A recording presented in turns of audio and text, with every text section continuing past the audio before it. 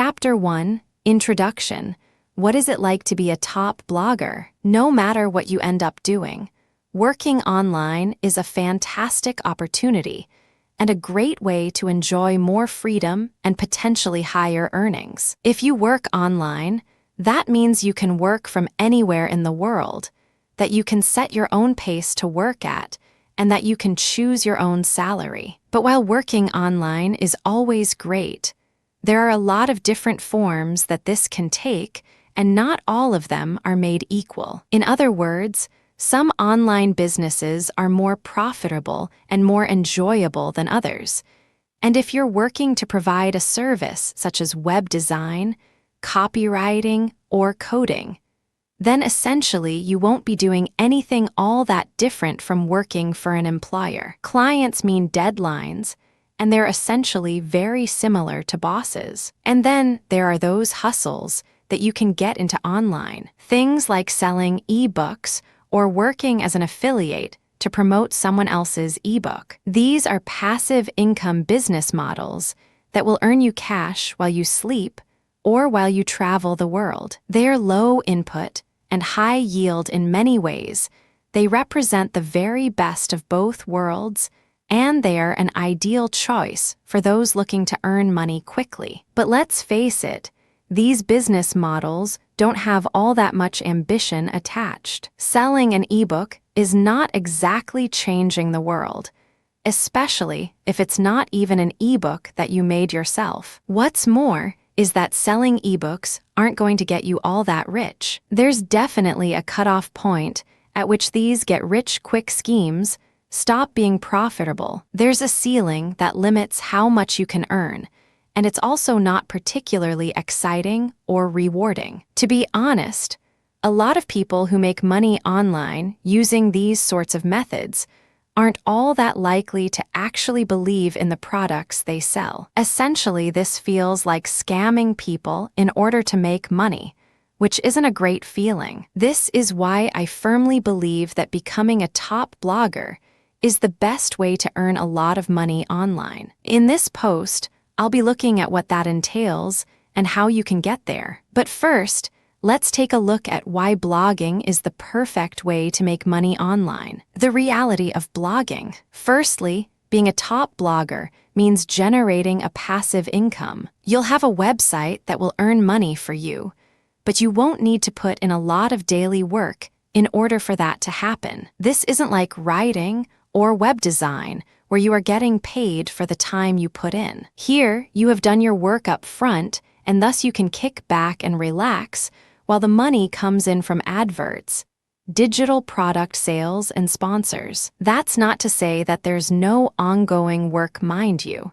You will still need to write the occasional blog post and do some promotion. It's just that it is up to you how and when you do this. And the best part is that this is a highly rewarding way to work and make money online. You'll find that you don't dread doing it, because you'll be writing about a topic that you really enjoy, and you'll be doing things that you're really proud of. Imagine if your day's work involved stopping off at a coffee shop somewhere, getting yourself a nice hot drink, and then leaning back into your chair while you type up an article on a subject you find fascinating. Then there's the fans and the adulation. Being a top blogger is effectively like being a celebrity.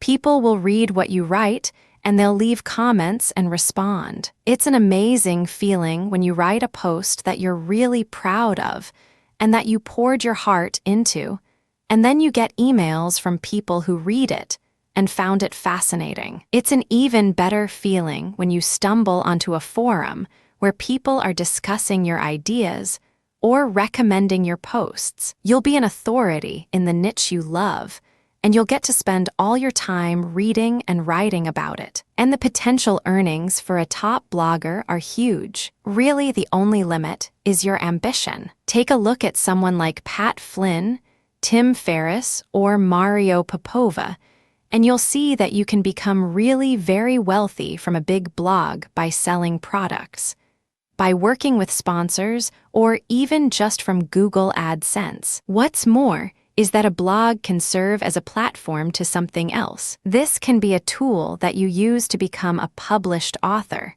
to get your own TV show, or to launch another business. That might sound unbelievable, but I'm absolutely serious. Just take a look at someone like Aaron Marino, Alpha M, who started out with a style blog and now runs his own line of men's grooming products. I can also attest to this myself. I have a fairly big blog, and thanks to that, I got contacted by a large YouTube channel and asked to make videos with them. I now get sent expensive electronic gadgets to review and get to keep them, while the videos I make for them get hundreds of thousands of views in the first day. I even got a book contract and am currently on my way to becoming a published author. Being a big blogger is an entirely different thing from other forms of making money online. It's a chance to get rich, yes, but also to get famous for doing something you love, to make a big difference in a given community or niche, and generally to do something that actually matters. If you like the sounds of that, and you think the blogging lifestyle is for you, then keep reading. This book is going to show you how to make it happen, and we're going to go to some completely different places than most other books on this subject. Chapter 2, Strategy. Choosing a niche. I promised in the last chapter that we were going to go to some rather different places in this book. That's true, but before we get to the interesting stuff, I first want to cover something more basic: the process of choosing a niche and coming up with a brand. What you might not realize is that this is actually one of the most important aspects of being a successful blogger. Your fate is sealed as soon as you choose a brand or fail to. So it's very important to give this the time and the attention that it deserves. Choose your niche. First, you're going to choose your niche. Entire books have been written on how to do this, but I'm going to simplify the matter for you incredibly by saying this. The niche you pick should be the subject that you are most passionate about. That is all there is to it. You might protest at this point and tell me that there's no money in knitting or Marvel Comics or Feng Shui. Whatever you're into, you've probably been taught that the big money is in health and fitness, or it is in finance. Get that idea out of your head and focus on writing what you know and love. This is so important because this is something you are going to be spending hours on every single day of your life for years to come. If you want to become a TOP blogger, remember, we're not talking small hustles here. Then you need to put in the time. And you need to know the subject matter like the back of your hand. You're going to have to write this content yourself too, which is just one more reason that it needs to be something that you understand and that you love. What a lot of people do is to pick a niche that they are only somewhat interested in that they think can make them money. Then they hire a writer to fill it with content, and they wait for the site to grow. This never works. It might make you some money, but you will not become a top blogger. Why? Because this strategy isn't going to bring anything new to the table, and it won't have your personality. Let's say you're writing about fitness. In order to be a top blog, you need to be contributing either the most comprehensive and accurate information out there so that you are a top resource, or you need to be contributing new ideas that no one else has come up with. You need to give your unique take on that matter and provide interesting insights and ways of looking at things that other people won't have considered. You need to do all this in your own voice in a way that lets people know what you're about, and that makes people want to keep on coming back to your site. If you hire a writer, then even the best writer in the world is instead going to give you content that is generic. They won't use their own personal voice because they are ghost writing, and they won't contribute completely new information. That's because they are writers, not experts in that niche. And even if they were experts in that niche, they wouldn't want to give ideas that were too new, too controversial, or too unique, because they'll assume that you want to sound like you. They can't put words in your mouth, in other words. Only by writing yourself can you bring something new to the table. And you can only do that if it's a topic you really know and understand. And this is before we've even mentioned the fact that you have to love the subject enough to spend all that time on it without getting tired of it and moving on. How to hone in on a smaller niche. But what do you do if the niche that you know is not one you can realistically succeed in? What if it is either too big or too small? A niche that is too big might be something like bodybuilding. This is a massive niche, and it's an industry that has huge amounts of cash poured into it all the time. If you want to create a blog on bodybuilding, then you are going to be going up against some huge, established brands. These will include the likes of bodybuilding.com. So, the question you now have to ask is whether you really think you can compete with a site like bodybuilding.com that is spending thousands, if not millions of dollars on advertising every single day, and that will already have a massive audience of regular readers. How can you stand out against that competition? One solution is to narrow in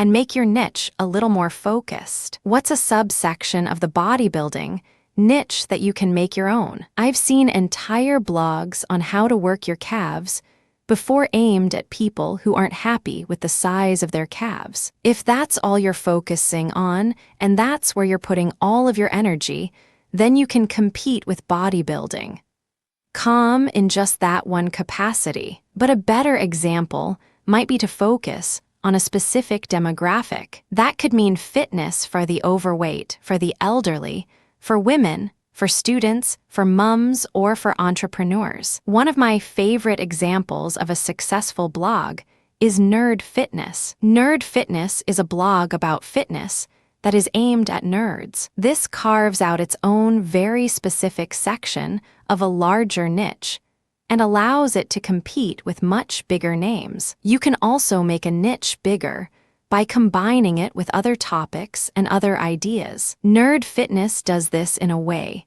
because the concept allows the blogger to write about other topics too, in particular nerd culture. Then there are examples like The Art of Manliness. This is a blog that covers everything that the author considers to be manly, from health and fitness to style to how to smoke a cigar. It's a very broad concept, but also one that is entirely unique in its own way. This is something you can do if your niche is too narrow. If the thing you really want to write about is Sonic the Hedgehog, then that probably is too narrow a niche to make money from on its own. So why not branch out a little bit by including other video games you like? Geekdom 101 is a YouTube personality who started out blogging about Dragon Ball Z, but has expanded to include other films, TV, and games, and has that way built a far more monetizable brand. Likewise, if your passion is bonsai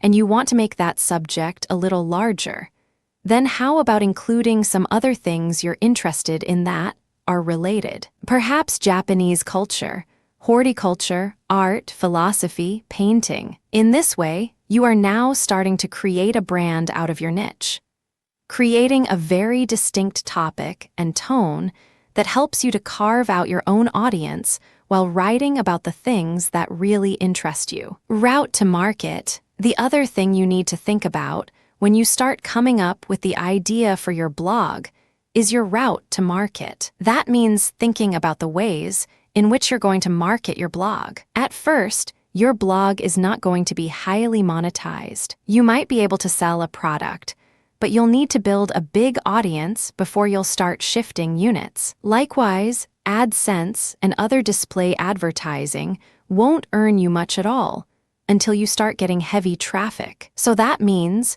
you can't really afford to pay for your advertising to begin with.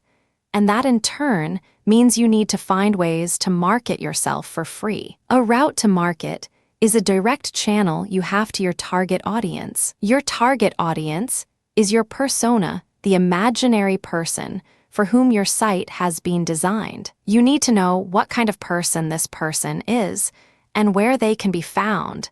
And then you need a way you can reach them for free. When you're at this stage where you're considering your niche, consider your route to market as well. Don't create a blog and then worry about how you're going to find people to read it. For example, then, ask yourself whether you're a trusted member of any online communities already. These are great places to advertise for free and to gain some buzz. Alternatively, do you know any good forums or Google+ communities where you can post? Make sure there's an audience and that you can reach said audience before you invest too much time into creating your blog. Chapter 3, Creating Your Brand. Once you know your niche and your target audience, you should be starting to get a feel for what your blog is. This is what will now motivate your brand. A brand is not just a logo. Your logo is part of this.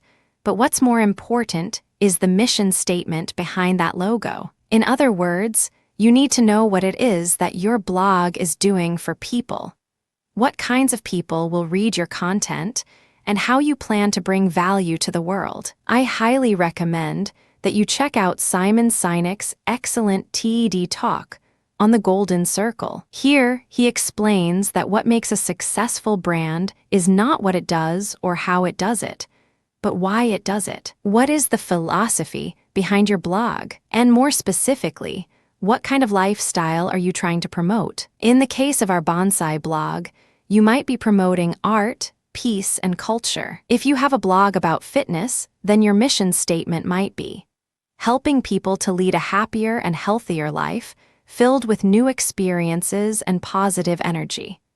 Or it might be a place for iron warriors to toughen up and talk about weight training. These are two blogs in essentially similar niches, but they have very different tones and very different mission statements, which will define the kind of person that reads them and the way that the brand looks. Knowing your mission and making sure that this is present in everything you do is crucial for having a successful blog. Why? Because A, it will tell people instantly whether your blog is for them, and B, it will turn your blog into more than the sum of its parts. It will turn your blog into a movement and something that people can get passionate about and that they can really follow. A note to consider at this point is that by creating your mission statement, you are going to be automatically alienating some of your potential visitors. Your blog can't appeal to everyone, and if it did, then it wouldn't be particularly interesting for anyone. Be prepared for this, and embrace who you are and what you want to blog about. Don't try and appeal to everyone, or you will lose your edge and become generic yet again. And in case you aren't convinced by what I've been saying up to this point in the book, I want you to stop to think about the top blogs that you read and the kinds of blogs that you would read. Chances are that each of them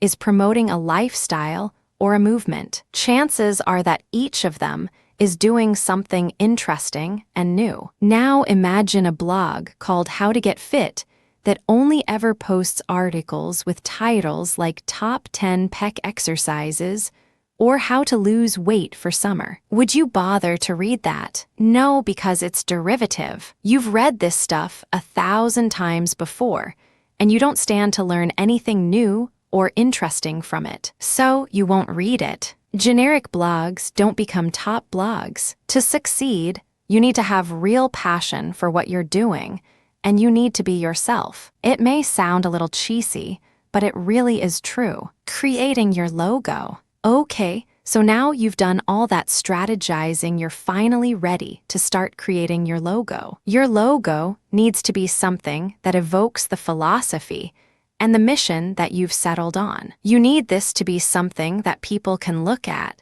and instantly know what your blog is all about. Of course, the name you choose for your blog is also going to play into this to a large extent. If you're having difficulty coming up with names and logos, then try writing down lots of words that relate to your niche and drawing lots of items relating to your niche. Take a look at all of them and see how you can combine them to create something interesting and unique to you. Likewise, consider some best practices for logo design. Firstly, your logo needs to be a vector file. That means it will be made in a tool like Illustrator, not Paint. This will mean that your logo can be changed to any size without losing any definition. And it means you'll be able to easily make edits without having to rub anything out. This is ideal if you want to create a black and white version of your logo in future to go on a product. Or if you want to make a banner for some future advertising, for example. Other considerations include making sure that your logo is relatively simple, which again makes it easier for you to create various different iterations. Making sure your logo doesn't include any cliched elements, ticks, globes, or light bulbs, and choosing colors that will work with your site design and future design activities. If you aren't confident in how to go about this, then outsource this process. Come up with some ideas yourself and then find a freelancer on Freelancer.com, Upwork.com, or 99 Designs.com. This way, you will get a much more professional-looking final product. And that's something that your customers and your visitors will be able to tell, trust me. Don't cobble something together that looks anything less than 100% professional. If there are any imperfections, don't accept it as complete. In fact, now is good time to set out onto the web and to try and find yourself some inspiration and some competition. Find blogs that are similar to what you want to build and make a note of them. From now on, these top blogs are your competition, and they are the gold standard you are going to try and reach. Pay close attention to what they are doing and what you can emulate, and if there's anything that you feel they're going better work to get there. This sounds simple, but it's something a surprising number of top bloggers just don't do. If you want to be a top blogger, then your website needs to be as good as that of any other top blogger. Subtle differences in quality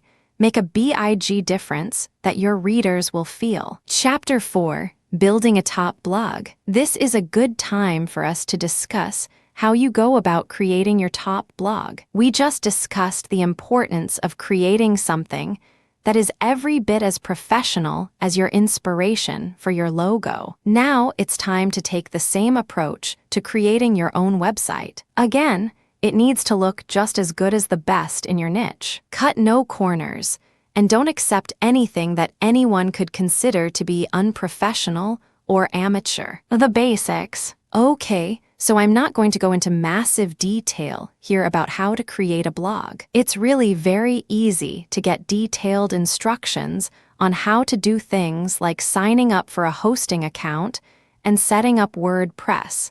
So you don't need me to go over it in depth here. What I will say, though, is that you do need a hosting account, probably with a service like Bluehost, and you will probably want to use WordPress to create your site. WordPress is a site builder and content management system that will allow you to create new posts as easily as clicking post and manage existing posts just as easily. What's more is that you can completely change the look and feel of WordPress by installing new plugins and themes.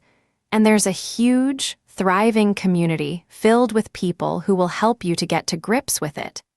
Answer any questions you have and build entirely new tools to help you out. This will be particularly important for us later on, because we're going to be using a lot of plugins in order to help us promote our site and grow it faster. WordPress now powers a third of the web and is used in some of the biggest and most successful sites on the web, such as the BBC, Forbes, Mashable, Android Authority, the 4-Hour Blog, Smart Passive Income, and many others. In other words, it is a tried and tested commodity which removes a lot of the guesswork. We know that WordPress sites can be highly successful, and so when you use WordPress, You can rest assured that it's not the design or the code of the site that is holding you back. If you're not successful yet, then you need to concentrate on other aspects of your business rather than worrying about the way the site has been built. WordPress is also completely free and very easy to install. Through Bluehost's cPanel, you can actually install WordPress with a single click. This will make life much easier for you. So don't consider using any other strategy. It will ultimately waste your time and create more opportunity for things to go wrong. Creating your theme. Once you have WordPress installed, the next step is to choose a theme. The great thing about WordPress, as mentioned, is that you can install new themes very quickly. You can browse for themes through WordPress' own tool, but I don't recommend using any of these. Most of them are not terribly well designed. And what's more is that they will be used on so many websites that yours won't be unique. So instead, head over to a site like ThemeForest and be prepared to pay a bit for a professional-looking theme. This isn't going to be astronomical. We're talking in the realm of $30. But as we've already seen, a professional site is an absolute must if you want others to take your site seriously and get excited about it. Make sure to check the previews and pick something that is responsive, meaning it adapts to the shape and size of the screen looking at it. That is crisp and uses high-definition images, and that is relatively minimalist and not too overcrowded so that it looks busy or complicated. Better yet is to pay a professional design company to build you a theme from scratch. But if you want to hold off, you can wait until your site has picked up some momentum before you go about doing this. Finally, you want to customize the theme yourself. This will start by using your logo in the header, and from there, you want to make sure that the colors of the rest of your site match that header. You might also want to think about implementing a different background, moving widgets around, choosing whether you want to add or keep the slider, etc. Think about the type of content you're going to be writing and whether the layout will be conducive to that. For instance, many themes are very image-focused, and this is particularly true if you choose a theme that has a slider, meaning it will rotate through large, crisp images that come from your blog posts. This is great if you have a good camera, and if you like to make lots of high-quality images for your articles. But if you don't have the means of making or acquiring said images, then it can actually be a bad thing. So make sure that you only feature images heavily if you have the ways and means to make them. Top plugins for bloggers. Now your blog is up and running. You can enhance its capabilities with some plugins. These are small programs that will add features to your site or to the control panel behind the scenes, thereby giving you more control over your content. There are some plugins that are essential and others that can help a great deal when it comes to getting your site on the fast track to success. Here are some that you should consider installing. WordPress SEO by Yoast. WordPress SEO from Yoast is your one-stop shop for search optimization and makes the process very easy. It's the one recommended by the most users and lets you control things like the title of the post as seen by spiders, as well as checking your keyword density and more. We'll talk a little more about SEO in future, but for now, this is a good start to get a little more love from Google. W3 Total Cache. W3 Total Cache can speed up your website by using caching. This means that certain images and other elements won't need to be loaded from scratch each time a visitor lands on your page. It's a useful strategy and might help to reduce your bounce rate by appeasing impatient viewers. A link within. Link within will place related posts at the bottom of each of your articles, that way giving your readers an easy way to find more of your content. This is a great way to keep people on your site because they'll want to keep on reading, and won't come to a dead end after they finish the post they are on. Kismet, one of the few downsides of WordPress is the way it can attract spam comments, which can in some cases make your life a constant process of deleting nonsense posts. Kismet is the best plugin out there for reducing that spam count and can make every blogger and site owner's life considerably easier as a result. XML Sitemap is a great plugin that can help you to generate a sitemap for your blog with a single click. In turn, this will help Google to index your site and any new posts, so it's definitely worth an install. Jetpack is not just one plugin, but actually several that all come from WordPress. Themselves. This includes site stats for those without analytics, email subscriptions, social networking tools, and more. It comes pre-installed, and it's more than worth the couple of seconds of setup. AdSense Explosion. If you want to monetize your blog with AdSense, but don't want to get too fiddly with it, then AdSense Explosion is an ideal choice, giving you just enough control while keeping things simple. It has had a few problems, but the support is good enough to make it the go-to AdSense plugin for many a blogger. Again, we'll talk about this more in future, but for now, you can install this.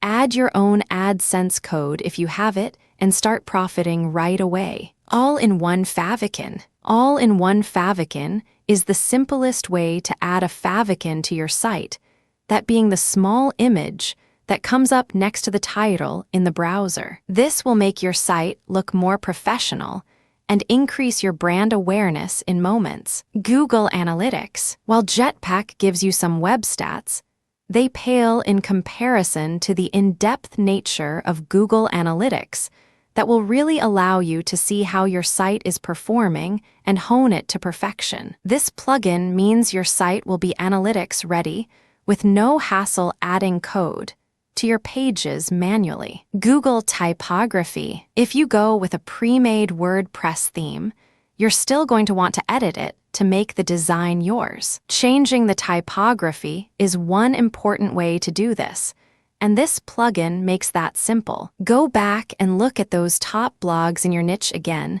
that I told you to note down. You'll notice that all of them have a very nice, crisp font that is easy to read. That's important because it's going to make people want to spend time on those sites. Styles allows you to easily change many more aspects of your WordPress theme right from the WordPress customizer.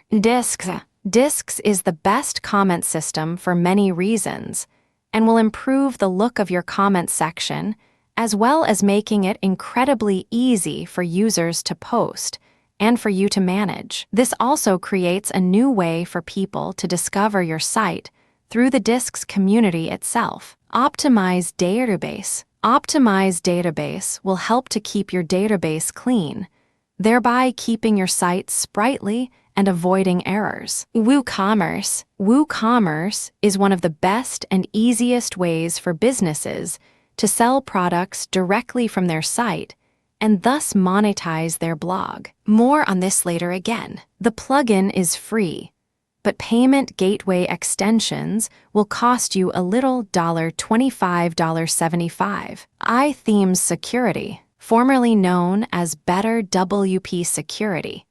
This is a plugin that provides numerous ways to further improve the security of your blog, an important consideration for any business. Bottom of every post. This is a plugin that allows you to add a section of code at the bottom of every post. Pretty simple. It's great because it's going to let us add our opt-in form later on, the way that people sign up to our mailing list. Shareaholic. This is one of several plugins that will allow your visitors to quickly and easily share your content on their social media pages. It's a quick way to get more likes on Facebook and tweets on Twitter, which in turn brings more visitors to your site. Instagram Widget by WP Zoom. This is going to place a feed with your Instagram pictures right into a widget, ideally on your homepage. This will allow people to see that you are active on Instagram and get a taste for the kind of content you share. That means more followers, and it means your site will look much more active and interesting. Twigget Twitter widget. In a similar vein, Twigget allows you to show your Twitter feed. This is great because it means people can see that you are active on social media and get a taste for the kind of content you create. In turn, that will mean that you can gain a lot more followers on there a lot more quickly. YouTube channel. YouTube channel from Aleksandar Urosvik is a very powerful tool that will embed your YouTube videos into your sidebar, either your latest video or a random one. In a moment, we're going to discuss in depth why YouTube is such an important part of your business plan. Chapter 5, Creating a Personal Brand. Okay, so now we're going to talk a bit more about the interesting stuff, the differentiating factors that will help you to become a top blogger rather than just a blogger. One of the options available to you here then is to create a personal brand. This basically means that you're going to put yourself at the forefront of your branding and messaging, and you're going to become a living advocate and example of the lifestyle you're living. This isn't 100% necessary to run a top blog, but if you think about the biggest blogs on the web that aren't owned by massive companies, then you'll realize that the personality of the owner is often front and center. I am Alpha M. A Strength Camp, Smart Passive Income, The 4-Hour Workweek, Matthew Woodward, Brain Pickings, The Art of Manliness, Nerd Fitness, Mark's Daily Apple, Heidi Cohen, etc. Having a personality attached to a blog makes it much more relatable, much more interesting, and much more trustworthy. When you read a blog that is run by an actual person who is happy for you to see their face, you can feel as though you almost know that person. That way, you're more likely to trust their opinion and to feel as though they are talking right to you when you read their comments. Likewise, you can enjoy a bit of the voyeurism that comes from getting a glimpse into someone else's life, and you can live vicariously and see what their lifestyle must be like. Reading about fitness on a generic blog is detached, and you have no reassurance that the person writing cares about you,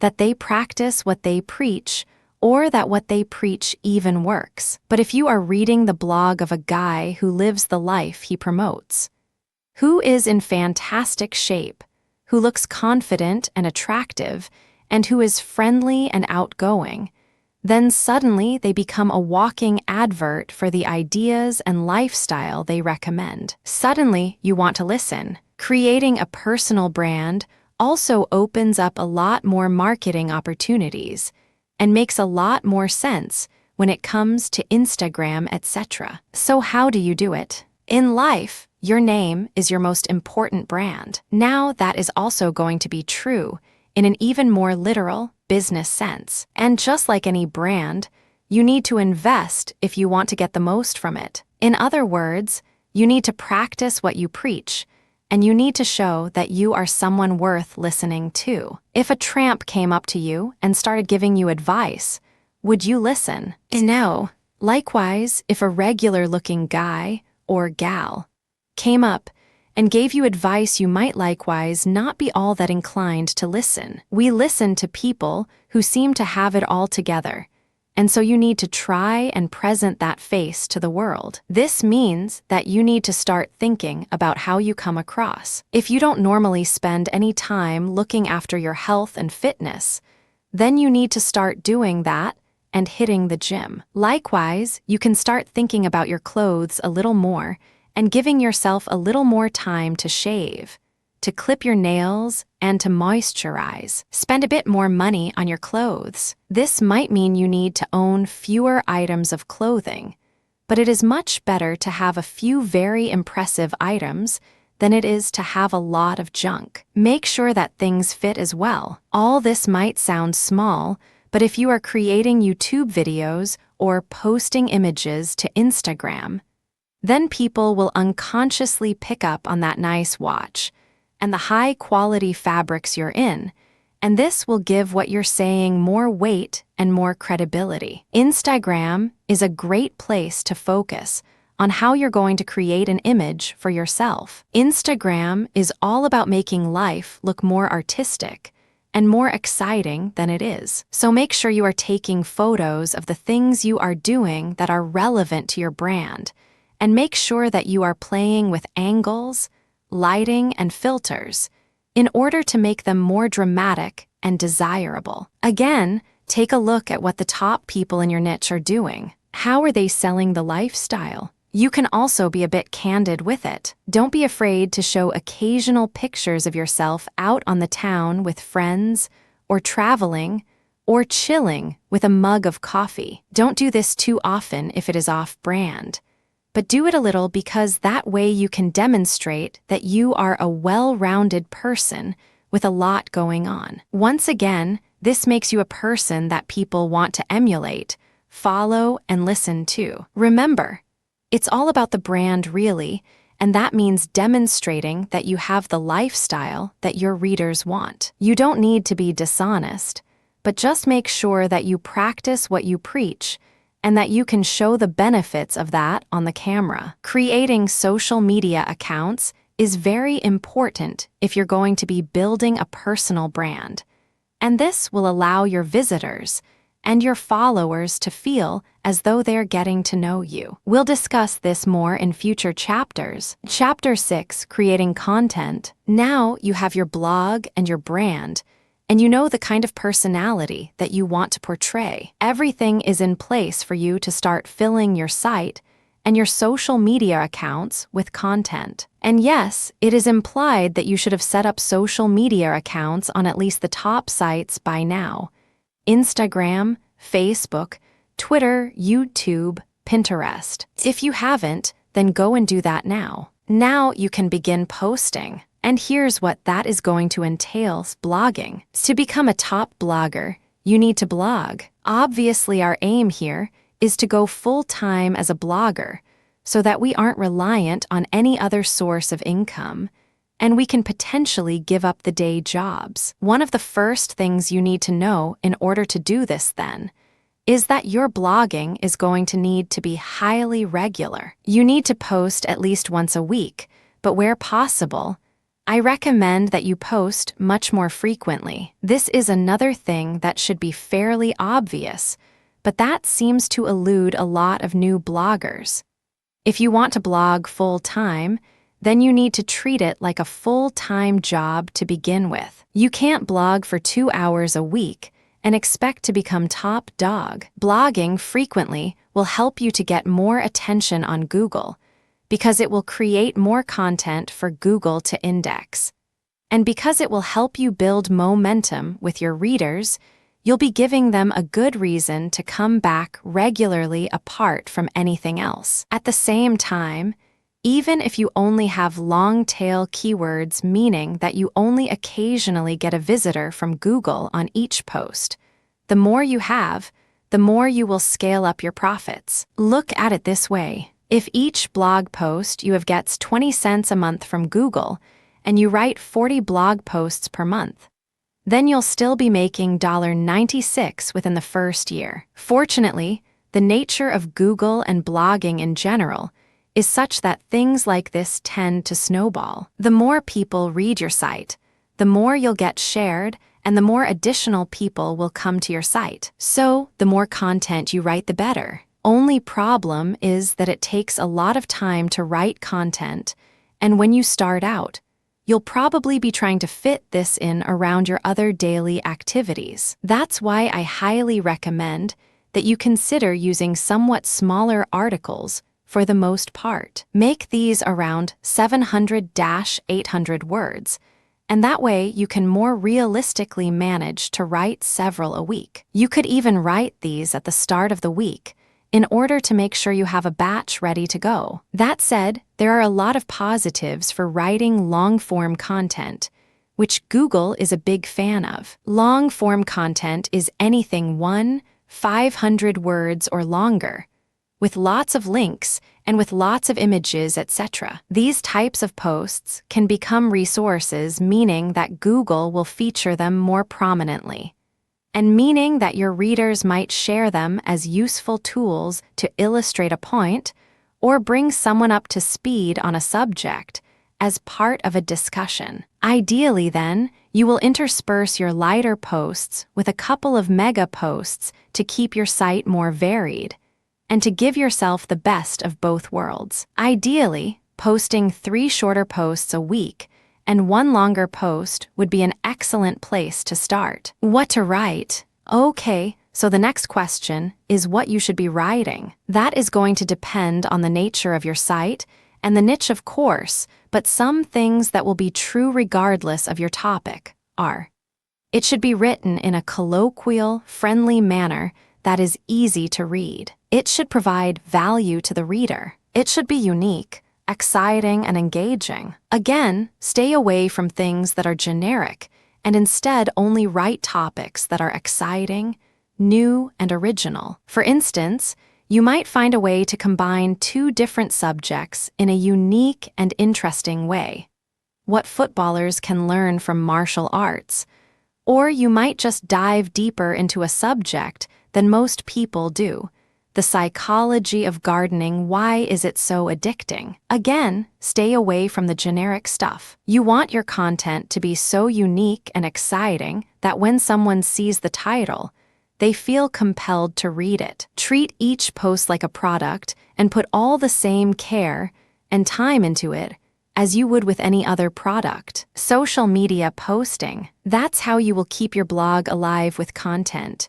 So now, what about your social media? How will you fill this with interesting new posts and make sure that people want to keep reading? The first thing to consider is that once again, your content needs to be regular. There is nothing worse than a completely dead social media page, and this will absolutely drive people away from your brand. A tip to help you keep the content flowing is to write posts in advance and schedule them using a tool like Buffer, as well as to consider creating synergy between your social media accounts with a tool like IFT. IFT will make it so that you can ensure all future posts to Instagram with a specific hashtag will also be posted to Twitter, for example, thereby ensuring a steady flow of content on both channels, even though you're only creating media for one of them. If you are creating a personal brand, then this allows you to post about your day, and hopefully, you'll find that inspiration strikes regarding what you can post and what you can say. Using your mobile phone will help a lot here, as we always have them on us, and so it should be easy to pull them out to snap a photo of our workout, of what we're eating, or of where we're traveling. This way, we are bringing our audience along with us throughout our travels and our routine, and thereby promoting the brand and our lifestyles. Of course, you also want to share the content you create, and you can do this directly through WordPress. Another tip, don't be afraid to post old content that you made a while ago. This is a great way to get people to see posts they might have missed and to make more use from your evergreen posts. This is also something to keep in mind when you're posting seemingly into the void and no one is reading your work. While you might not be getting any feedback now, it doesn't mean those same posts won't get read in the future. Again, the most important thing to do is to provide value of some sort. The way you do this will vary from social media platform to social media platform. On Twitter, the most common way to provide value is with entertainment, humorous, or interesting snippets relevant to your niche. On Facebook, it's a good idea to share content that you find interesting and that your audience might do too. Look at Facebook pages like Lad Bible or IFL Science for a good model of how this works. If you post a lot of interesting things and your branding is clear, people will follow you just to stay updated. And finally, on Instagram, the best way to provide value is by offering inspiration and by letting people live vicariously. This is why people like to see pictures of people doing yoga against sunrises on the beach, or working in cafes in suits. Is it narcissistic? Maybe, but it's what people want to see, and it can work wonders for your brand. Chapter 7, YouTube. If you want to be a successful blogger, then you should highly consider becoming a successful blogger. This is absolutely one of the most effective ways to help people discover your brand, to communicate with them what you're all about, and even to make sales. YouTube can make a lot of money, and if you get a few thousand views per month on all your videos, it can very nicely supplement your income to help you blog full-time. It also elevates your brand in a big way, because video is something that takes skill and the right equipment to create. Anyone can post to Twitter, but if you have a YouTube video with high production values, crisp video footage, and great editing, then people will think that you must be a pro. This is a much more personal form of media, a much more persuasive one, and one that exists on a platform where it's relatively easy to do high-quality SEO and get to the top of big searches. Just take a look at a brand like Charisma on Command. This brand started as a blog and got relatively nowhere. They then introduced a YouTube channel and exploded seemingly overnight. The same can happen for you, as long as you know how to manage it. So where do you get started? The basic. First, you need to decide on the kinds of videos you want to create. This should be easy enough, seeing as you already have your brand and probably, hopefully, a personal brand. You've taken a look at your presentation, and you've learned through Instagram how to make things look desirable. Now you just need to polish up your elocution, speak more slowly to sound more confident, and choose a nice backdrop, and you can consider to send that message of success and style. Again, posting frequently is one of the most important things you can do, and so that means you need to create shorter videos that will convey snippets of information. The great thing as well is that you can be relatively informal in your delivery. YouTube is a platform where people love personalities, and if you look at some of the top channels on here, they all have a very conversational and candid manner. A real vlog actually involves someone bringing a camera with them through their daily routine and narrating it. There's nothing wrong with engaging in the hobby or passion you're writing about, getting out your camera, and then just riffing on a topic close to your heart. A production. What does matter, though, is the production. The higher quality your videos, the more successful they'll be. Start with video quality.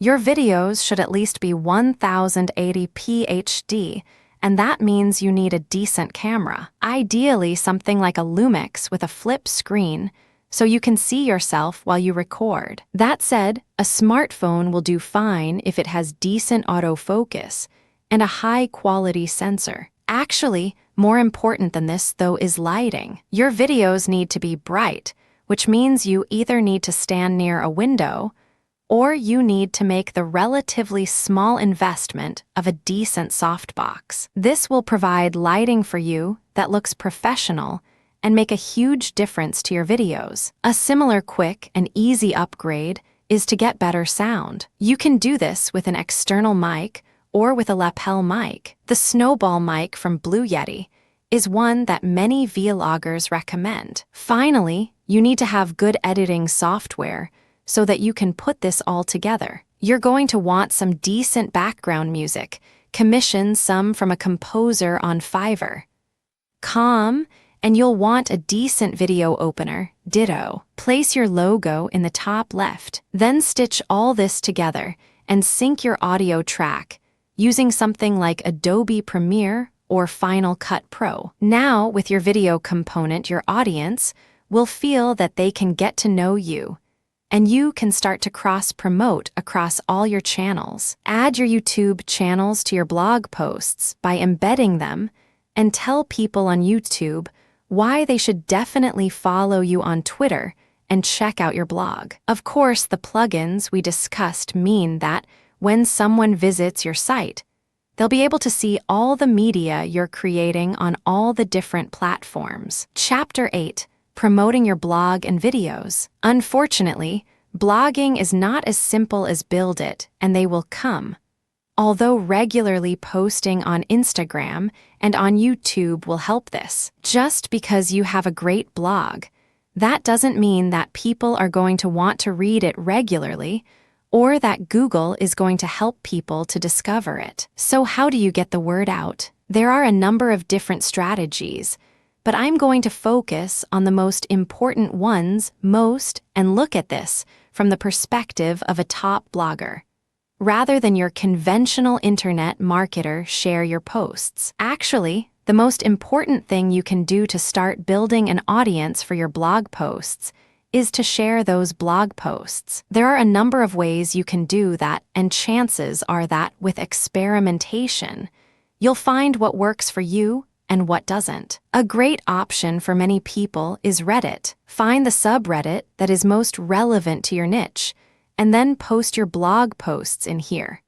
making sure that they have titles that will grab attention, but also being mindful not to get banned from the community for spam. If you get lots of upvotes, which happens occasionally, it can lead to thousands of new visitors in a single day. Similar is Google Plus communities. These tend to be a little less strict than Reddit, but will still yield plenty of new visitors and hits on your site. What's more is that plus ones are a good metric for boosting your SEO. Dig is another good site, as is Stumble Upon. Otherwise, you might want to find forums where you can post your content. Again, though, be careful not to be seen as a spammer. You need to make sure that you contribute to the community regularly and that you are an active member. If you can do that, then your content will be welcomed rather than deleted. You might even find that the members rally behind you to help. Make a mailing list. Finally, make sure you have a mailing list. This is a way to make sure you are capturing the details of each new person that visits your site so that you can market to them later on. This way, you can share what you're doing and promote your new posts directly in their inbox, which is much more direct and personal than going through social media even. Influencer marketing and guest posting. One of the most powerful ways to get more people to visit your site is with influencer marketing. This means that you are going to exchange links with other big players in your niche, or give each other a shout out. This happens on YouTube a lot, where one creator might make a video featuring another, and then they do the same thing in exchange. Either way, influencer marketing allows you to gain access to a huge audience that someone else has gone to the trouble of building. If you try and contact the top blogger in your niche, then of course you can expect to be told where to go. But if you choose someone at a similar level as yourself, then you can help each other and then build up from there. Even if they are smaller than you can still help each other. This is also why it's such a good idea to attend networking events as a blogger. If you do this, then you can find people to work with and make a much bigger impression by speaking in person. This way you become almost real friends, and they will feel practically obligated to answer your emails and help. Similar to influencer marketing is guest blogging. Here, you simply create a free guest post to give to another blog, and the only proviso is that they have to include a link back to your site, often with a short bio, if they publish it. This means writing content and then reaching out to big blogs. Again, start a little smaller and work your way up, and don't be afraid to ask if you're passionate about what you do. Then you'll be surprised how often you get a good response. Again, though, this is why it's so important that you know and love your topic, and that your site looks professional. Top brands don't want to associate with lesser brands. SEO.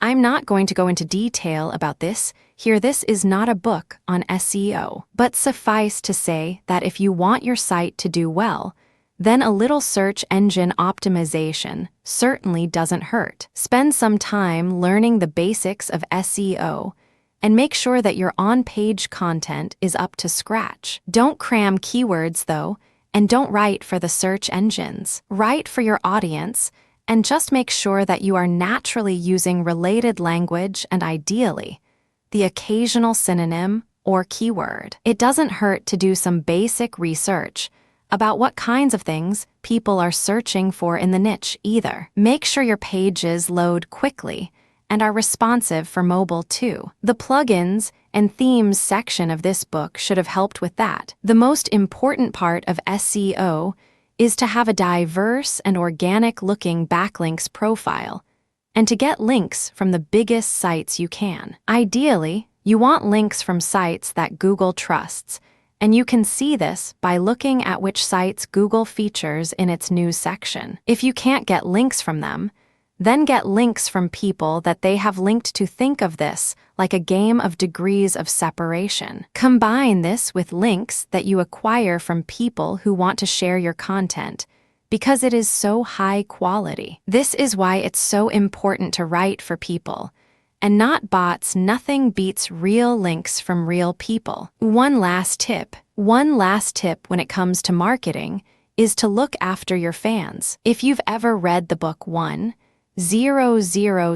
True Fans, then you'll know the concept that having a number of true fans can be enough to promote your business and ensure it's a massive success. Answer messages and look after each and every person that shows an interest in your brand. This is what you've been working for, so why would you ignore them? Chapter 9, Profiting. After all this work, you'll probably find you want to start earning some profit. If you're going to make blogging your full-time job and really live the dream, then this is really pretty crucial. To start with, you need to not focus on that. Hopefully, this book has communicated to you how top bloggers get there by writing about what they are honestly passionate about, by creating a unique brand, and by living that brand in a way that all their followers can see. If you can do this, you'll eventually get successful enough that opportunities present themselves to you. This takes time, though, and if you're planning on getting rich overnight, then you're going to get quickly frustrated and give up. That's why you're not to focus on profit to start with. In fact, I recommend that you don't even monetize your blog at first. You won't make much anyway in the first couple of months, and it's more important that you learn to enjoy what you're doing and build the trust. Once you decide to start earning, you then have a few options. AdSense. AdSense means placing adverts on your site that will pay out each time someone clicks on them. This is the easiest and fastest way to monetize a site, but as a result, it's also the least profitable. You're right at the bottom of the ladder here, because someone is obviously able to earn much more money from those visitors, or they wouldn't be willing to pay you for them. Google takes its cut too, and ultimately you won't earn a living from AdSense until you're getting hundreds of thousands of daily hits to your site. That said, this can be an easy way to make a small side income while you focus on better methods. Selling a product, the ideal scenario is that you sell your own product. This will be something like an ebook or a course that you develop. People will want to buy this because you've put the time in and built that trust, and now you'll be getting 100% of the profit. Better yet, selling a product will keep people engaged with your brand and mean they'll be more likely to buy future products from you. Don't have a product? In that case, you have two more options. Buy one that you can edit and resell, look for PLR products, or sell affiliate products that you recommend in exchange for. Conclusion: your blueprint to turn blogging into a highly profitable full-time job. With that monetization in place and your brand on point, all that's left to do is to keep on posting content and keep on promoting your site. We've seen how to do this, but let's just recap the most important steps to get up and running and then to keep it growing. Getting up and running. Choose your niche. Pick something you're passionate about, and then carve a niche within that. Create a brand. Know what your blog is about and what your mission is. Know your target audience. Create a logo. This should speak perfectly to the topic of your blog. Create your site. Use WordPress.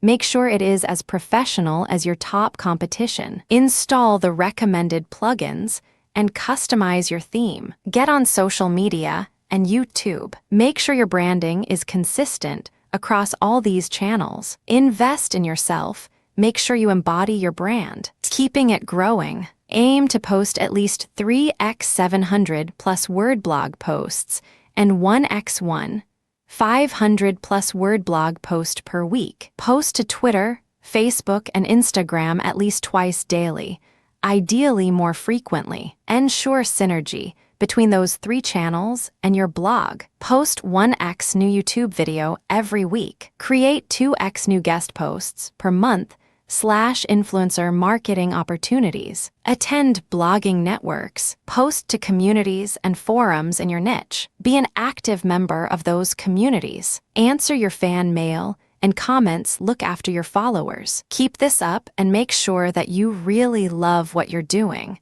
and that your content is really unique, and you'll be well on your way to being a top blogger. Soon, you'll be earning money while you sleep, all for doing something that you are absolutely passionate about. The single most important part of all of this: write about your passion and do it in a way that is honest and exciting. That is the one thing that all top blogs have in common. This is not something you can hack or cheat at. And anyway, why would you want to?